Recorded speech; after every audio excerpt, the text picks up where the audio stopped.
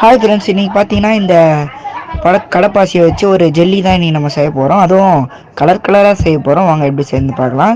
First பார்த்தீங்கன்னா ஒரு கிண்ணத்தில் வந்து அந்த கடப்பாசியை ஒரு தண்ணியில் நல்லா ஊற வச்சு எடுத்துக்கோங்க. அதுக்கப்புறம் வந்து கடாய்க்கு போயிட்டு அதில் ஒரு சுத்தண்ணி மாதிரி தண்ணியை நல்லா கொதிக்க வச்சுட்டு அப்புறம் அந்த ரெண்டுத்தையும் இதை மிக்ஸ் பண்ணிங்கன்னா அவ்வளோதான் ஃப்ரெண்ட்ஸ். அப்புறம் சக்கரை கொஞ்சம் சேர்த்துக்கோங்க. இது ரொம்ப ஈஸி. சக்கரை கொஞ்சம் சேர்த்துக்கோங்க. குழந்தைங்களுக்குலாம் இந்த ஜெல்லி ரொம்ப பிடிக்கும். சக்கரை சேர்த்துக்கினா அதை கொஞ்சம் நல்லா இது பண்ணிக்கோங்க. அப்புறம் பார்த்தீங்கன்னா கமெண்ட்டில் ஒருத்தர் தான் சொல்லியிருந்தாருன்னா அதுக்காக தான் இது செய்கிறோமே. நமக்கு வேலையே அதான். கமெண்ட்டில் நீங்கள் எந்த டிஷ்ஷை வச்சு செய்கிறீங்க, எதை வச்சு செய்யணும், எப்படி சொன்னாலும் நம்ம செய்வோம். அதை கமெண்ட் பண்ண தான் எனக்கு தெரியும். அதனால தயவுசெய்து கமெண்ட் பண்ணுங்கள். இவர் என்ன சொல்லியிருந்தாருன்னு பார்த்தீங்கன்னா பச்சை colour, red colour, yellow colour இந்த 3 கலர்லேயே ஜெல்லி செய்யறது தான்.